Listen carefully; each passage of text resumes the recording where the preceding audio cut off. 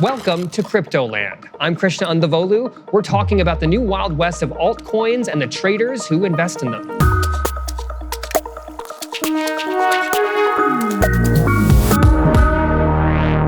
In the earliest days of crypto, there was only Bitcoin, but the landscape today looks a lot different, and that's because of the rise of altcoins, cryptocurrencies that range from dog-themed meme coins to tokens in the complex and risky realm of decentralized finance, and it's changing the way people invest in crypto. Motherboard's Edward Ongweso Jr. went to Puerto Rico to meet with Brandon Mansilla, a new type of crypto trader who's betting on this highly volatile market.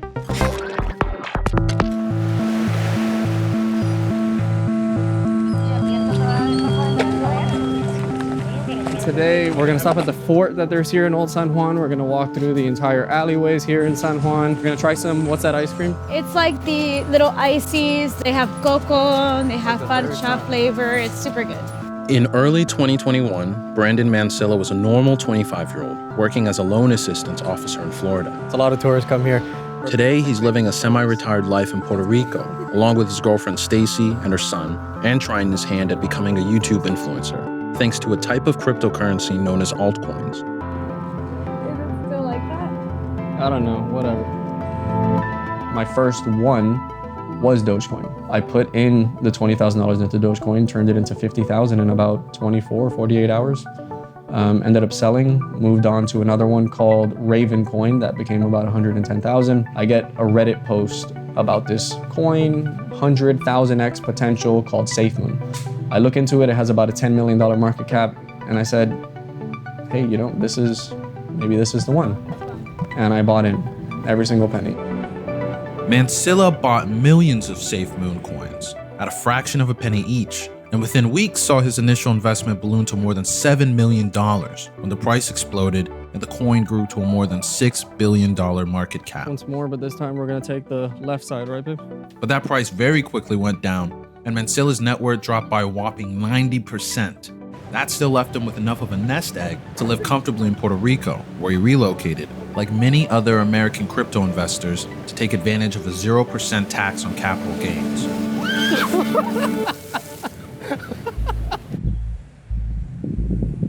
I mean, you're looking at someone who's been wiped out more than once.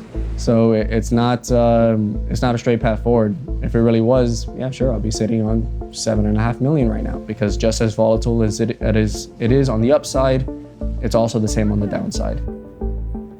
So at what point in your investments in crypto did you end up moving here to Puerto Rico?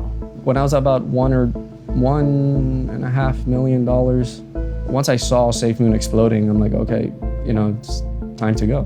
From that moment, it took about 5 days. Just get up and go. In Florida, I'd pay the minimum tax. This is just a 39.6 based on income versus moving to Puerto Rico, which is 0. If I make it back to, let's say, 5 million, we're easily talking over $1 million saved in taxes.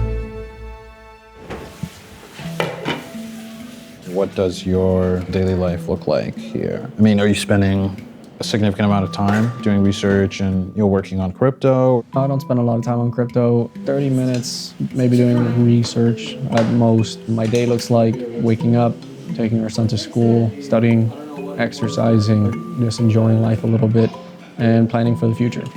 I've created a new floor. I need to have some sort of stability, but I'm not necessarily scared. When I was done in the work field, I was making about $80,000 after tax. If I ever had to go back, I could start all over again from a really good position. That volatility is kind of the point with meme coins. They often have little real-world value beyond being a hyper-speculative asset. They're constantly popping up, promising the next big payout because they're so cheap and easy to make. It's what earned them the shitcoin moniker and what inspired Andrew Lewis to try and make his own. Look at this art, though. This is amazing. This one probably my favorite right now. Some of these coins are outright scams, like Squid Game coin, which crashed to zero while its creators took off with millions of dollars. Others started out as obvious jokes, like Lewis's coin, which he called Scam, thinking no one would take it seriously. The whole meme coin season was very interesting to me because when these other coins came around with just no background, I was just like, man, it can't be that complicated. And then I took like 30, 40 minutes on YouTube, half a blunt in, and I made my own code. I just wanted to flex just to say I did it. And I named it Scam just to be funny. The ticker scam, simple, cool, automatic money, boom, boom. I guess people liked it enough to just buy it for no reason. Andrew posted about Scam Coin on social media, and it quickly took on a life of its own. Its market cap reached $70 million not long after he created it. Something just told me to think, you know, I wonder if there's a chart for my coin. And that's when I see this motherfucker's going digital. Like it's up there, big old green bars just going. I'm just like, I got paranoid. And then I get back on Twitter and I got thousands of comments, people following me out the wazoo. I get calls from like my family. I'm the only niggas phone calls I'm answering at this point. And like people started calling them, harassing them and shit. Why? What were they harassing them about? Fuck if I know. I don't even know how they found that shit. And that shit even scared me too, cause it's like, people in my own life didn't even know I had siblings for the longest. How the fuck y'all find them out? And then, you know, you got people being racist in the comments of the Discord. Well, ain't nobody harassed the nigga who made Doge. Ain't nobody harassed the motherfuckers who made Safe Moon ass. Do you think you ended up making money on it? No. I made the least amount of money out of everything from that. I made more money fucking around with Bitcoin bitch ass than my own coin. And I spent more money on legal counsel and all this other shit than I did putting it in my pockets. And I think the best experience. When it comes to meme coins, it's the Wild West out there. And to most investors, these coins can be a way to get rich quick. That sounds as if what a lot of people are going into crypto for is to make money versus find something with a purpose. Some people might be in it just for money, which we have those people in the stock market. Other people might be very passionate about a project. If you go into the SafeMoon community, I mean, those people are passionate. The only difference I think that crypto has that the stock market doesn't is that crypto is going to change the world. We're taking Dogecoin to the moon. Dogecoin. The promise of going to the moon, that is multiplying your investment in a short period of time, has been the inherent sales pitch for all of these meme coins. What's going on, SafeMoon family, SafeMoon army? Today's video, I'm gonna give you guys the most recent update that's been happening with SafeMoon. We are now sitting at over 450,000 holders. And how celebrities like Jake Paul, Diplo, or Lil Yachty were boosting the coin right before its meteoric rise. One of the selling points of SafeMoon is that it's a deflationary cryptocurrency, meaning the supply of the coin decreases over time through attacks on buying and selling, as well as other complicated mechanisms. Their CEO, John Carney, says they're more than just another meme coin, though he was vague on the specifics. You know, what is your response to the criticism that, like coins like SafeMoon or that other cryptocurrencies, while they don't have an immediate use in the world or wide use in the world, are there mainly to get people rich as opposed to, some of the visions that you're laying out? Well, our actions speak louder than our words. We don't talk about price action. We've always talked about the vision, what we're doing. In terms of SafeMoon itself, our goal is to build the future and applying blockchain properly to different industries. How do you feel about being labeled as a meme coin? People insulted Bitcoin, and now there's Bitcoin ETFs. People insulted Tesla and said, oh, electric cars will never work. There's always gonna be people that label a new piece of technology or a new company as X or as Y. But doesn't the name sort of also imply, that on some level there will be a safe, trajectory to the moon? Anybody can imply anything they want to anything. Yeah, safely to the moon is where the name came from, but it's more than just talking about a store of value, which wasn't the focus. It's more about building the future and building a safe future and bringing it now. Those real-world applications are mostly theoretical for now, but SafeMoon at least has a real CEO and a team of developers hell-bent on creating value. But really, anyone can experiment with these coins with little oversight or regulation. For these young guns who feel like the old financial system isn't working for them, that's exactly the appeal. I just came down here because I wanted to see my competition. I want to see what these old farts be up to, how they living.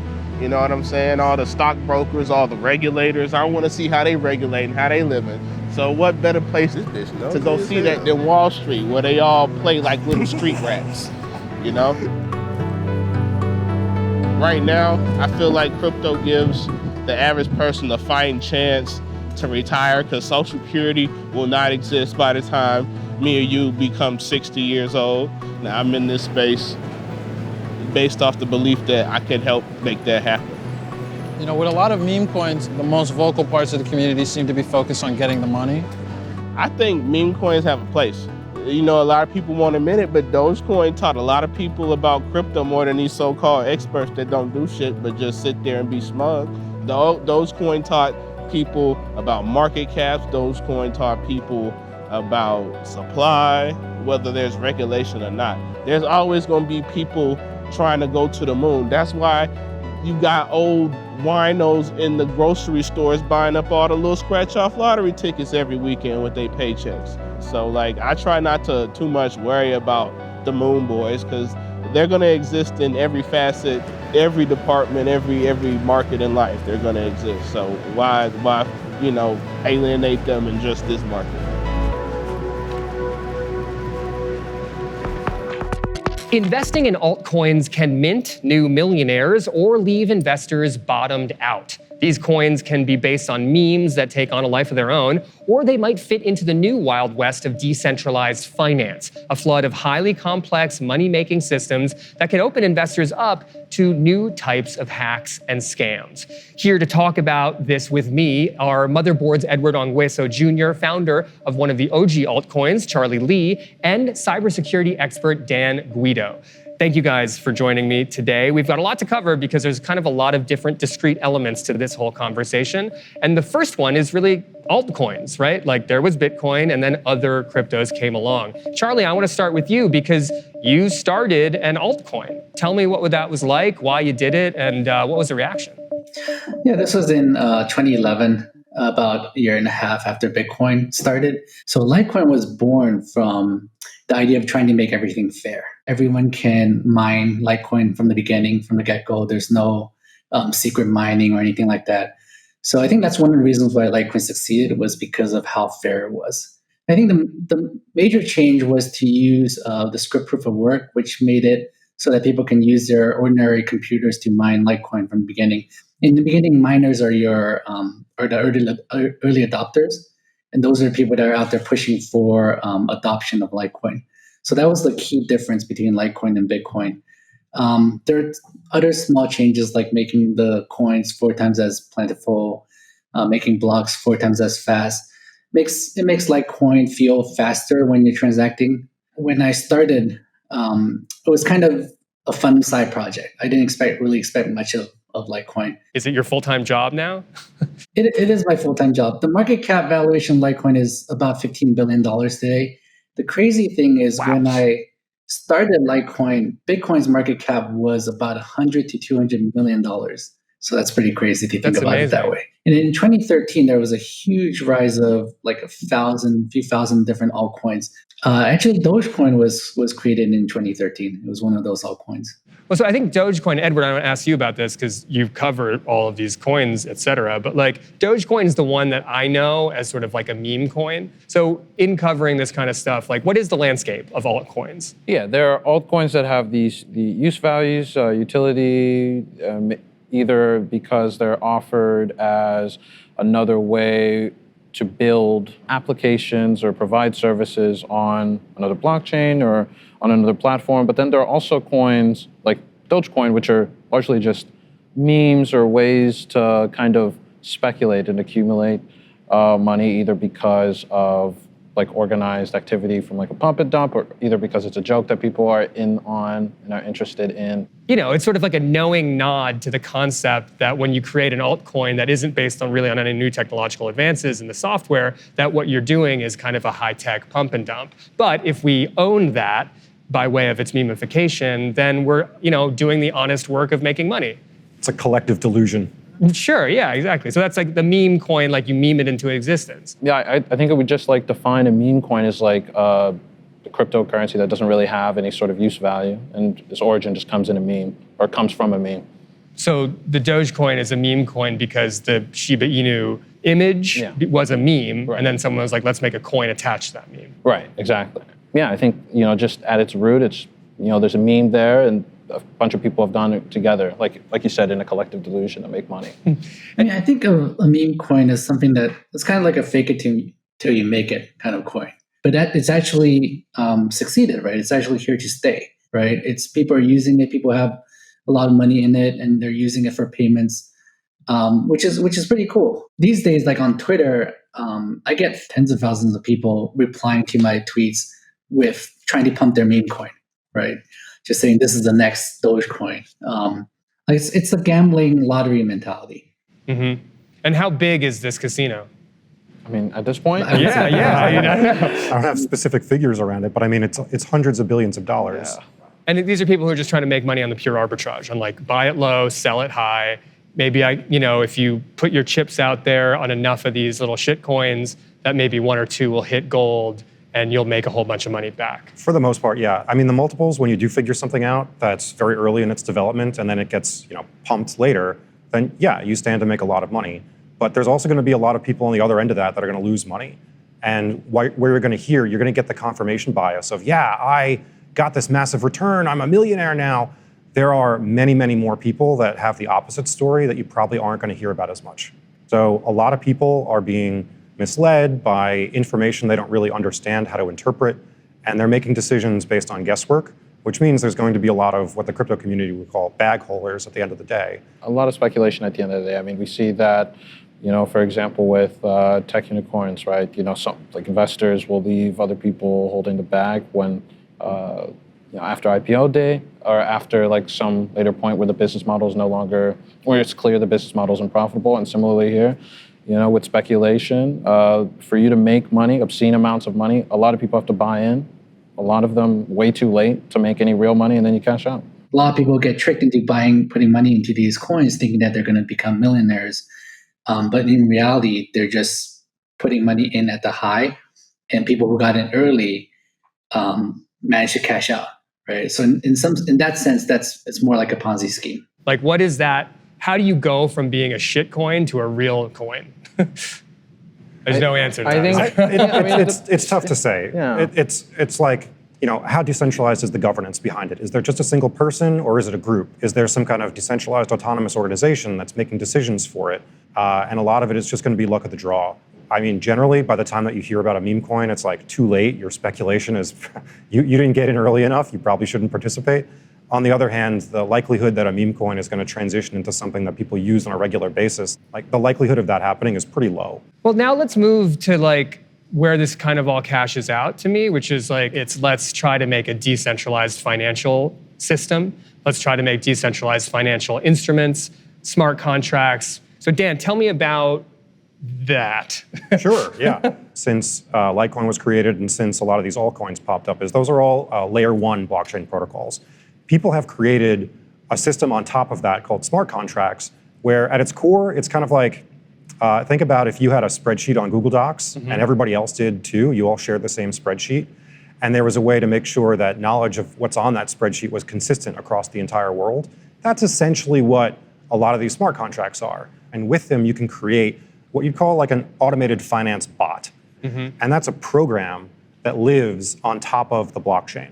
Okay. Now, with that, you can build ever-increasing complexity of financial instruments. So pretty much anybody building a blockchain these days is going to also build a smart contract layer on top of it. But what you get is the entire financial system intermediated by computers. And as we all know, computers are wonderful at never crashing, never losing your data, never getting hacked. No, they're not. Yes. Just want to make sure we all... From another perspective, they're also like finance piñatas, where other people can walk up to them and kick them the right way and candy starts to fall out. So it's definitely created this extraordinarily high risk industry of financial instruments that people are playing with right now because there's lots of reward, but also people don't know how to differentiate between like a robust finance bot that's constructed with like metal and bolts versus a finance bot built out of cardboard that's got like a pink smiley face on the front. Now I want to ask you, Charlie, are you into this kind of now decentralized financial product stuff? Because hey, it's the natural next step.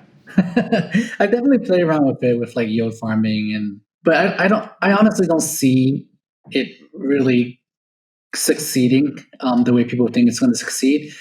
It's because it's way too complicated, right? Like the smart contracts can be very powerful, and people are just not very careful when they're creating them. There are bugs. Complicated smart contract interacting with other complicated smart contracts create a lot of edge cases that people take advantage of. So every day you hear about a rug pull or a hack where people lose millions or billions of dollars. I think it's going to take a long time before people start like really be serious about creating smart contracts that are safe. And I mean, the problem is people are just throwing way too much money into a beta or even alpha system, and everyone's getting hurt. But I guess it's good for experimenting. But right now, it's kind of a mess. The concept of contracts, as I understand it, it's a piece of paper that you and I sign that agrees on a certain set of things that you'll do and I'll do.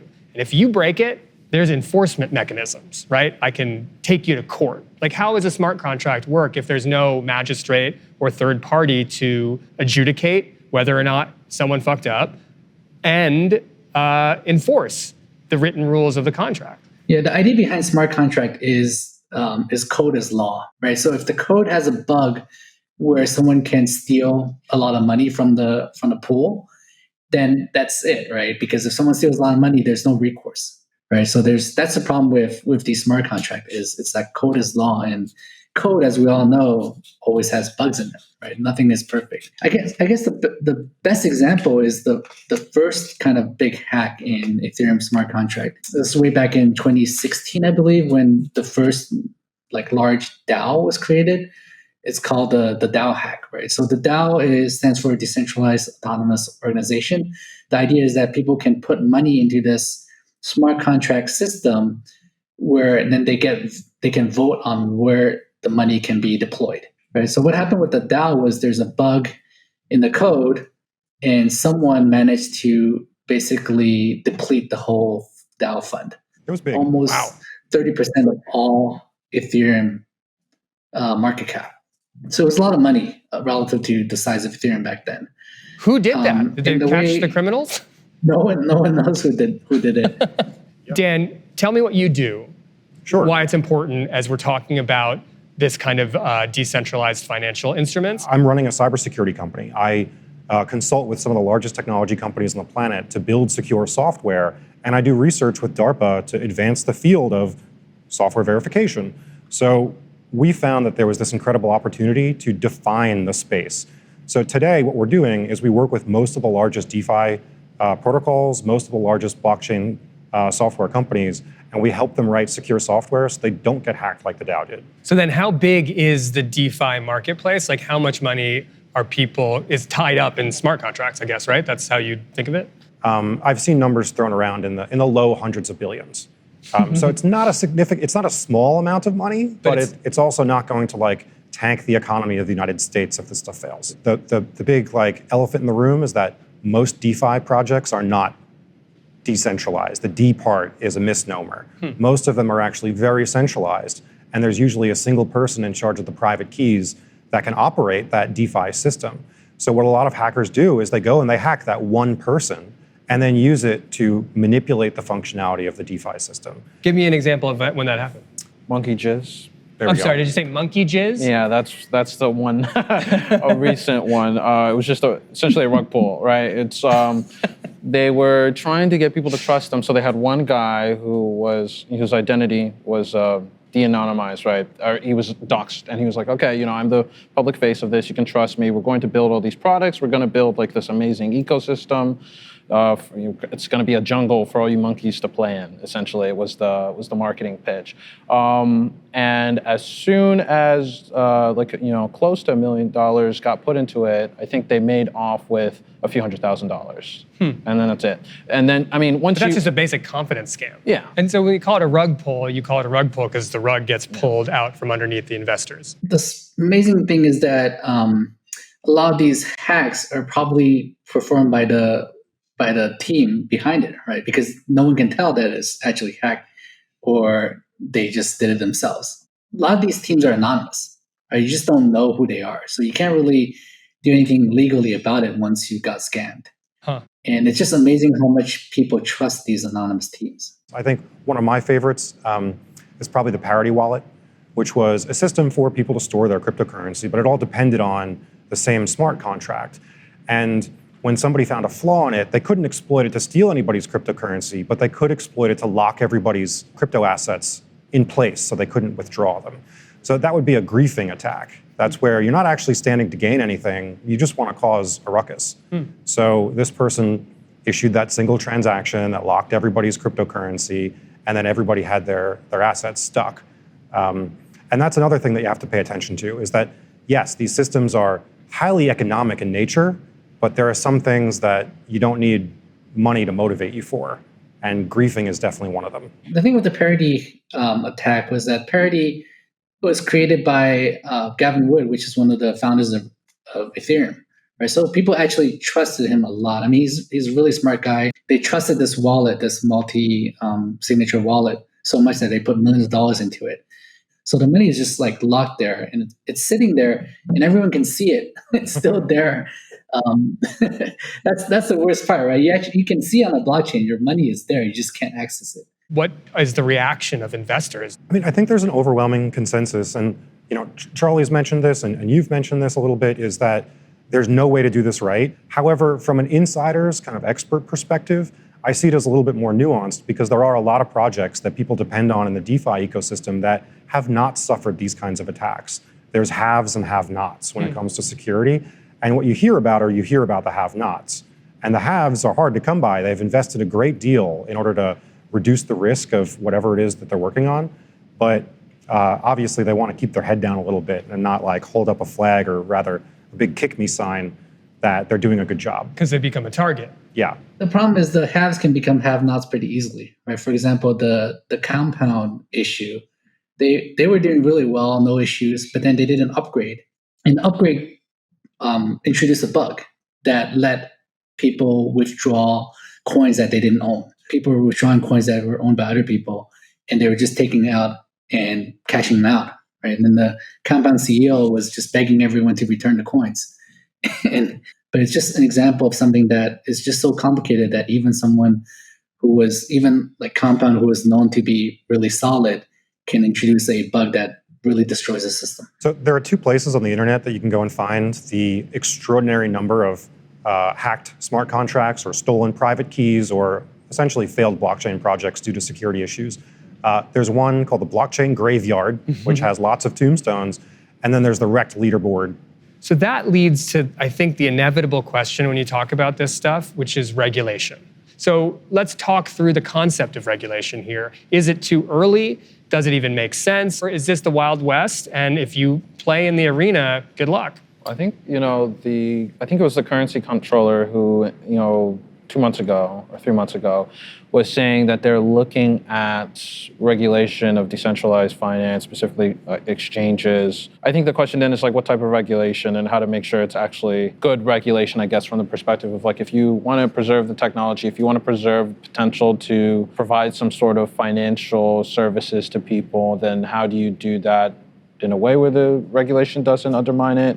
Or do you do like an overhaul of the whole entire system, in of itself? Yeah, the real problem is you can't really regulate DeFi, right? So you can only regulate the on and off ramps. But once people get into, once you have Ether, you can interact with DeFi protocols to exchange it for any tokens you want and do loans and do anything in the DeFi space. No one can really stop you, right? In that sense, it's decentralized. It's right? So you can't really regulate that. So I think I'm in the same boat as Charlie here, where the place that the countries are going to press very hard is going to be the on and off ramps. Mm-hmm. Once you're actually on the chain, it's hard to figure out what's going on. But what I do anticipate is certain countries throwing their weight around with network level attacks on layer 1 blockchains. Ooh. That's not something we've ever seen before, but I think I could see that sort of thing coming. Uh-huh. For instance, China has a lot of regulation now where they really don't want people to use certain blockchains. They've done that from a regulatory standpoint, but they could also do that from a technical standpoint, sort of the same way the Great Firewall of China works for browsing the internet. There's an analogous system that could be created for how blockchains operate. That's like regulating with a sledgehammer. Yes. So there are plenty of opportunities that are creative, that are innovative, that the government can employ to make sure that its will gets expressed on the blockchain. It's not just a lost cause. You really think countries would launch attacks? Yeah. I mean, 100% China's going to do it. And like, I mean, one thing we didn't even get into, another really big user, somebody who's found a lot of value in cryptocurrency, North Korea. Oh, interesting. Right? Like that's the Vice story there. It's like, well, they're funding their goddamn nuclear program with cryptocurrency because they keep hacking exchanges and cashing out that way. It's to the tune of hundreds of millions of dollars, which to them, their GDP is $25 billion, which means 1 billion stolen in cryptocurrency is 1/25 of their entire country's revenue for the whole year. Insane. That's crazy. But like intelligence agencies the world over are applying lots of really interesting effort to make sure that they know where that currency is going. These kinds of government agencies, they can buy the help, right? Like other people can collaborate with them to produce the sophisticated guidance or rules that they need.